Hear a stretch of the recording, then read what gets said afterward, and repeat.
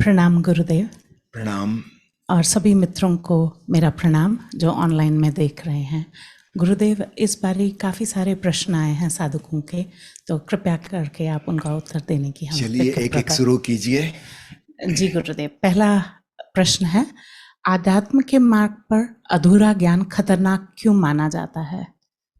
अध्यात्म के मार्ग पर नहीं, जीवन के समस्त आयामों में सभी मार्गों पर आधा अधूरा ज्ञान खतरनाक होता है। चलिए एक छोटे से चुटकुले से सुना दूं आपको। मुल्ला नसरुद्दीन की लॉटरी फंस गई, 10 करोड़ रुपए मिल गए। सोचा क्या करें, तो उस इलाके में किसी के भी पास हेलीकॉप्टर नहीं था। उसने सोचा कुछ ऐसा काम किया जाए कि मेरा नाम हो जाए, और ऊपर से जब उड़ूंगा तो आसपास के सब लोग देखेंगे नसरुद्दीन हेलीकॉप्टर मोड़ रहा है। उसने एक हेलीकॉप्टर खरीद लिया। फिर किसी ने उसको बताया कि अपने गांव में बुक स्टोर पर एक किताब बिक रही है कि हेलीकॉप्टर कैसे उड़ाएं। तो उसने कहा ये तो और ही अच्छा, घर बैठे ही सीख जाऊंगा, किसी पायलट की जरूरत नहीं। उसने जाके वो 10 रुपए की किताब थी, सस्ती पतली सी किताब थी, उसने खरीद ली और सोचा कि बस जो जो इसमें स्टेप दी गई हैं वैसा करते चलेंगे। वो अपनी किताब लेके हेलीकॉप्टर में बैठ गया और एक एक स्टेप देखते जाए, उड़ाता जाए। हेलीकॉप्टर बहुत ऊपर पहुंच गया। अब जब समय आया उतरने का, तब तक वो लास्ट पेज पे पहुंच गया था और वहां लिखा था कि हेलीकॉप्टर कैसे उतारा जाए, इसके लिए किताब का भाग 2 अवश्य खरीदिए। आधा ज्ञान अक्सर खतरनाक हो जाता है, क्योंकि उसमें भ्रम भी रहता है कि ज्ञान है और है भी नहीं, है ना। कई बार ऐसा होता है कि अज्ञानी के लिए ज्यादा आसान हो जाती हैं चीजें। कम से कम उसको पता है कि मैं नहीं जानता हूं, तो वह जिज्ञासा से भरेगा, ठीक से पता लगाएगा। अधूरे ज्ञान में लगता है कि मुझे तो पता है। और इससे भी ज्यादा खतरनाक है जिसको हम कहते हैं शाब्दिक ज्ञान, लिंग्विस्टिक नॉलेज। याद रखिएगा, शब्दकोश में लिखा है कार, वह कार नहीं है। एक्चुअल कार गैरेज में है जिसमें हम यात्रा करते हैं। किताब में लिखा है घोड़ा, वो घोड़ा नहीं, उस पर बैठ के हम कहीं जा नहीं सकते। लेकिन किताब में लिखा है ईश्वर, किताब में लिखा है स्वर्ग नरक, किताब में लिखा है पाप पुण्य और भांति भांति के सिद्धांत, उनको हम सत्य मान लेते हैं और हम उन्हीं पे बैठ के जैसे यात्रा करने की कोशिश कर रहे हो। शब्द तो केवल शब्द है। तो अधूरे ज्ञान से भी ज्यादा खतरनाक शाब्दिक ज्ञान है, क्योंकि वह हमें भ्रम देता है कि हम जानते हैं। परमात्मा के बारे में हम कितना ही पढ़ लें, हम परमात्मा को नहीं जान सकेंगे। परमात्मा कुछ और है, उसके बारे में जानना कुछ और है। ठीक है जी, धन्यवाद। प्रभु जी, दूसरा प्रश्न है, आत्मा परमात्मा को लेकर जैन, बौद्ध, सिख, ईसाई, ताओ, जैन, सूफी और वेदांत दर्शन में बहुत अंतर है, लेकिन सदगुरु ओशो ने इन सब पे बोलकर अपना अलग से कोई मत नहीं रखा। इस कारण ओशो सन्यासियों में ही भ्रांति और मतभेद है। कृपया समझाने की कृपा करें कि सदगुरु ओशो की असली देशना क्या है। अभी हमने कहा था ना, शाब्दिक ज्ञान, ओशो में शाब्दिक ज्ञान से दूर ले जाना चाहते हैं, और इसलिए विभिन्न संप्रदायों में, अलग अलग धर्मों में जो अलग अलग शब्द प्रचलित हैं, सत्य एक है, लेकिन उसके नाम तो भाषा के अनुसार, देश और काल के अनुसार बदलते रहेंगे। निश्चित रूप से हजरत मोहम्मद दूसरी भाषा बोल रहे थे, उन्होंने वहां का नाम उपयोग किया। गुरु नानक देव जी कोई और भाषा बोल रहे थे, बुद्ध और महावीर से बिल्कुल अलग, उनकी भाषावली अलग होगी। कृष्ण कोई दूसरी भाषा बोल रहे, वो एक अलग युग था, तो नामकरण अलग अलग हो जाएंगे। तो भगवान महावीर जिसे आत्मा कहते हैं, आदि शंकराचार्य जिसको परमात्मा कहते हैं, भगवान बुद्ध जिसे शून्य कहते हैं, अनात्मा कहते हैं, चीन के संत लाओ त्सु जिसे ताओ कहते हैं, सूफी संत जिसे अल्लाह कहते हैं, वह एक ही तत्व है, अलग अलग नहीं है, लेकिन नामकरण तो भाषा के अनुसार है। आपने पूछा है कि ओशो की देशना, हाँ, ओशो ने अलग से अपना कोई नाम नहीं दिया, नहीं तो फिर एक नया संप्रदाय, एक नया धर्म, एक नया सिद्धांत खड़ा हो जाएगा, फिर वाद विवाद खड़े हो जाएंगे। तो उन्होंने पिछले सभी धर्मों के शब्दों का उपयोग करके उसका भावार्थ समझाया, लेकिन अलग से अपना शब्द नहीं दिया। वैसे ही इतने धर्म हैं, एक और धर्म खड़ा हो जाएगा, लड़ाई झगड़े और बढ़ जाएंगे। ओशो की बात को अगर सार संक्षेप में समझना हो, जैसा कि ओशो ने स्वयं कहा है, अंग्रेजी के एक प्रवचन में उन्होंने कहा है कि माई टेम्पल हैज 4 पिलर्स। वो मैं आपको एक छोटे से दोहा में कहना चाहूंगा। ओशो मंदिर के आधार स्तंभ हैं ये 4, जीवन का सम्मान, ध्यान, प्रेम और ओंकार। बस छोटी छोटी 4 बातें हैं। लाइफ अफर्मेटिव एटीट्यूड, जीवन का सम्मान, जीवन में सब कुछ आ जाता है। हम जिनको क्षुद्र बातें कहते हैं वो सब इंक्लूडेड हैं जीवन में। उसके प्रति एक रिस्पेक्टेबल भावना होनी चाहिए। दूसरी चीज ध्यान, ध्यान का मतलब होश। हम ज्यादा से ज्यादा कॉन्शियस, ज्यादा से ज्यादा अवेयर बने। ध्यान का मतलब कोई एकाग्रता करना नहीं है, कोई कल्पना विजुअलाइजेशन करना नहीं है। अपनी दैनंदिन की क्रियाओं में ज्यादा से ज्यादा हम होशपूर्ण हो जाएं। तीसरी चीज है प्रेम। तो ध्यान में हमारी चेतना का निखार होगा, प्रेम में हमारे हृदय की भावनाओं का परिष्कार होगा। जो अशुद्धियां मिली हुई हैं भावनाओं के संग, जिन्हें हम दुर्भावनाएं कहते हैं, वो कम होती जाएंगी, सद्भावनाएं बढ़ती चली जाएंगी। और चौथा ओंकार, वह महाध्वनि को सुनकर उसमें डूबना, उसके साथ एकात्म हो जाना। तो चाहे उसको तुरिया कह लो, चाहे उसको परमात्मा कह लो, चाहे उसको नाद ब्रह्म कह लो, अनाहत नाद कह लो। जापान के जैन फकीर उसे sound of one hand clapping कहते हैं। और सबसे अच्छा है कोई नाम ना दो, क्योंकि नाम देते से झंझट खड़ी हो जाती है। तो उपनिषद के ऋषियों ने सिर्फ इतना ही कहा, तुरिया, 3 से पार, चौथी अवस्था है ना। 3 अवस्थाओं को हम जानते हैं, जागृत, स्वप्न, सुसुप्ति। इन तीनों के पार बिना नाम, द फोर्थ, वह ओंकार की ध्वनि है, वह परमात्मा का संगीत है। तो ओशो की देशना को हम 4 हिस्सों में बांट सकते हैं। ये ओशो मंदिर के 4 स्तंभ हैं। ठीक है। बहुत खूबसूरत, धन्यवाद गुरुदेव। एक और प्रश्न लेते हैं जो सन्यासी ने पूछा है कि किसी के जीवन की गहरी समस्याओं को जानने के लिए क्या करना चाहिए। चलिए कुछ मजाक की बात हो जाए। किसी के जीवन की गहरी समस्या, उसकी वाकई तकलीफों को जानना है, आप उसको एक बड़ा सा अमाउंट धनराशि का उधार दे दीजिए, है ना। इसके बाद आप रोज सुनिए उससे क्या क्या मुसीबत उस पर आ पड़ी। सब लोग पैसा मांगने आते हैं। वो कभी लौटाने वाला नहीं है, क्योंकि इतनी मुसीबतें उस पर आ रही हैं, बार बार मुसीबत का पहाड़ टूट पड़ रहा है। ठीक है। तो किसी के दिल का दर्द जानना हो, आप उसको उधार दे दीजिए। जी। चलिए नेक्स्ट।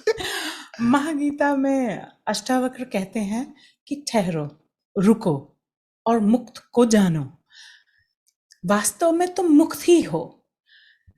क्या आज इस व्यस्त दुनिया में ऐसा संभव है? देखिए, आज व्यस्त दुनिया नहीं है, दुनिया हमेशा से ऐसी ही व्यस्त रही है जी, है ना। वरना अष्टावक्र की बात को हजारों लोग समझ लेते, नहीं समझा, सिर्फ एक व्यक्ति ने समझा। तो स्पष्ट है कि तब भी लोग व्यस्त थे। व्यस्तताएं बदल सकती हैं, लेकिन व्यस्तताएं हमारे मन की आदत हैं, हमारा झुकाव है, बहिर्मुखी, एक्सट्रोवर्ट, हम कहीं ना कहीं व्यस्त हैं। मुझे स्मरण आता है ओशो ने जब कबीर साहब का वचन समझाया, घूंघट के पट खोल तो ही पिया मिलेंगे, वह परमात्मा मिलेगा। तो ओशो ने कहा, घूंघट परमात्मा पर नहीं है, तुम्हारी आंखों पर है। और घूंघट किस चीज का है? व्यस्तताओं का। You are always occupied. और 3 घूंघट हैं, मोटे मोटे 3 परतें हैं। एक है बाहर जगत में फिजिकल एक्टिविटीज, संसार में उसकी व्यस्तताएं हैं, शरीर तो थक भी जाता है, विश्राम भी करता है, लेकिन दूसरा घूंघट उसके भीतर छुपा है, विचारों का घूंघट, मानसिक क्रियाएं। और उसके भी भीतर और भी बारीक और पतला घूंघट है, वो है भावना का घूंघट, हृदय के तल पर। तो फिजिकल, मेंटल और इमोशनल, ये 3 व्यस्तताएं, always being occupied at this 3 dimension, ये हमारा घूंघट है, जिससे हम अपने प्यारे प्रीतम से, परमात्मा से नहीं मिल पा रहे हैं, जो कि हमारा स्वभाव है। तो जब अष्टावक्र कहते हैं, हे जनक, आलस्य शिरोमणि हो रहो, कुछ ना करो, काश हम कुछ क्षण के लिए भी अव्यस्त हो सकें, ओशो डिफाइन करते हैं मेडिटेशन को, meditation is a unoccupied state of the mind. अगर थोड़ी देर के लिए हम कुछ भी ना करें, 5 मिनट को, ना फिजिकली, ना मेंटली, ना इमोशनली, प्रार्थना भी नहीं, भक्ति भावना भी नहीं, सोच विचार भी नहीं, कुछ भी नहीं, 5 मिनट, तो क्या होगा? जो हमारा वास्तविक अंतरतम है वह उजागर हो जाएगा। और क्या होगा? हम सजग हैं, चौकन्ने हैं, जागरूक हैं और कुछ कर नहीं रहे, तो वो जो एनर्जी हमेशा बिजी थी कुछ करने में, अब उसके पास कुछ करने को नहीं बचा। वो अपने आप को जानेगी, जानने को कुछ और बचा नहीं। और तब पता चलता है कि अरे मैं तो सदा सदा से मुक्त ही था। तो ठहरो, रुको, अष्टावक्र का यह अद्भुत सूत्र है। कभी कभी मैं मजाक में कहता हूं कि भगवान बुद्ध कहते थे चरे वेती, चलते चलो चलते चलो, और अष्टावक्र का ठीक उल्टा है, रुके वेती, रुके वेती। रुक जाए। जी, ये आपने बहुत बढ़िया एक बात बता दी, क्योंकि हम माइक। गुरुदेव, आपने ये बहुत बढ़िया बात बता दी, क्योंकि अक्सर जब हम पूजा पाठ करते हैं तो कहीं ना कहीं भावनाओं में भी जुड़े रहते हैं, तो उससे भी पार निकल के वो बहुत बड़ी बात हो गई, तो इसको अपनाने की कोशिश करेंगे। धन्यवाद। अगला प्रश्न है गुरुदेव, ध्यान को अपने जीवन का एक हम हिस्सा कैसे बना दें, काम करते हुए और जीवन बिताते हुए ध्यान पूर्ण कैसे रहे? ध्यान का अर्थ अगर हमने समझ लिया कि होशपूर्ण होना है, प्रेमपूर्ण होना है, तो फिर बहुत आसान है। अक्सर क्या होता है, ध्यान को हम एक अलग से एक्टिविटी समझते हैं, है ना। 24 घंटे हम जो कर रहे हैं उससे भिन्न आधा घंटा, 1 घंटे के लिए हमने कुछ करेंगे, कोई खास क्रियाकांड, अगर हम उसको ध्यान समझते हैं तो फिर मुश्किल हो जाएगी। वो तो 24 घंटे पर नहीं फैल सकता, और वो भी अपने आप में एक व्यस्तता हो गई। पुरानी व्यस्तताएं तो जहां के तहां हैं, एक और नई व्यस्तता। अक्सर धार्मिक लोगों से उनके परिवार के लोग परेशान हो जाते हैं। एक महिला को मैं जानता हूं जो 6-7 घंटा पूजा पाठ करती हैं, पूरा परिवार उनसे रुष्ट है, सब तकलीफ में है। अगर हमने अपने सामान्य दिनचर्या से हटके अपनी ध्यान को, अपनी भक्ति को कुछ और समझा, तो फिर बड़ी मुश्किल है। उससे तो हमारे सामान्य जीवन में व्यवधान पड़ने लगेगा, और फिर ये सवाल उठता है कि ध्यान को जीवन का हिस्सा कैसे बनाएं। तो ठीक ठीक समझ लें, ज्यादा होशपूर्ण होना है, ज्यादा सद्भावना से भरना है, ये कोई अलग से गतिविधि नहीं है। हम जो सामान्य अपना जीवन जी रहे हैं उसमें ये 2 क्वालिटीज हमको जोड़ना है। हम थोड़े होशपूर्ण तो हैं ही, अर्धमूर्छा की अवस्था में हैं, तो थोड़ी मूर्छा को कम करें, जो हम कर रहे हैं उसको तो और ज्यादा सजग होकर करें। तो फिर ध्यान अलग से एक क्रिया नहीं हुई, जो हम कर रहे थे क्रियाएं, उसी में हमने ध्यानपूर्ण होना छोड़ दिया। हम लोगों से जुड़े हुए थे, प्रेम भाव हमारे भीतर है, लेकिन उसके साथ साथ अन्य चीजें भी मौजूद हैं। क्रोध भी है, घृणा भी है, मोह भी है, लोभ लालच भी है, ईर्ष्या द्वेष भी है। तो जरा प्रेम की मात्रा को, सद्भावना की मात्रा को बढ़ाएं। इतना तो हम कर सकते हैं। कोई मैं नहीं कर रहा 100% जस्ट टर्निंग पॉइंट आ जाएगा। थोड़ा सा ज्यादा प्रेमपूर्ण हो जाएं, थोड़ा सा ज्यादा होशपूर्ण हो जाएं, बस इतनी सी बात है, और एक आध्यात्मिक जीवन की शुरुआत हो जाती है। जी गुरुदेव, थैंक यू। आगे बढ़ के एक और प्रश्न लेते हैं गुरुदेव। एक साधक ने पूछा है, अन्य ध्यान प्रयोगों में भीतर तीव्र होश महसूस होता है, स्वयं को होने का एहसास प्रगाढ़ रूप से होता है, लेकिन फिर नाद श्रवण करते हुए जैसे मैं कहीं खो जाता हूं या सो जाता हूं, इससे कैसे बचूं? बचने की जरूरत नहीं है। सबसे पहले आप ये समझिए, जो हो रहा है बिल्कुल ठीक हो रहा है। कोई भी साधक इसी क्रम से आगे बढ़ता है। पहले हम पूरे जगत में जो बहिर्मुखी ऊर्जा थी उसको हम क्रिस्टलाइज करते हैं, अपने ऊपर लाते हैं। हमारी चेतना जो सब तरफ ऑक्यूपाइड थी उसको हम अनऑक्यूपाइड करते हैं, तो स्वयं के होने का बोध प्रगाढ़ होता है कि मैं हूं। This is crystallisation of the awareness. अब इसके बाद दूसरी घटना घटती है, जब हम अपने आप में रम गए, तब हमें वहां ओंकार का नाद सुनाई देता है, और उसको सुनते सुनते अब क्रिस्टलाइजेशन से ठीक उल्टा विलीनीकरण, हम खो जाते हैं, विलीन हो जाते हैं।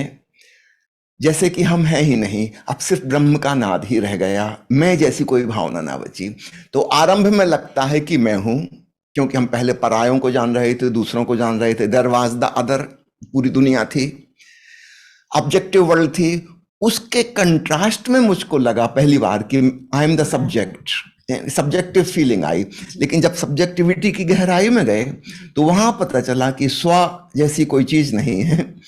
जिसको मैं आत्मा कह रहा था ऐसा नहीं है, परमात्मा है। तो स्व से हम पुनः सर्व में विलीन हो गए। तो जब स्व पर आए उसका नाम ध्यान, जब सर्व में खो गए उसका नाम समाधि। तो बिल्कुल ठीक हो रहा है, बचने की कोई जरूरत नहीं।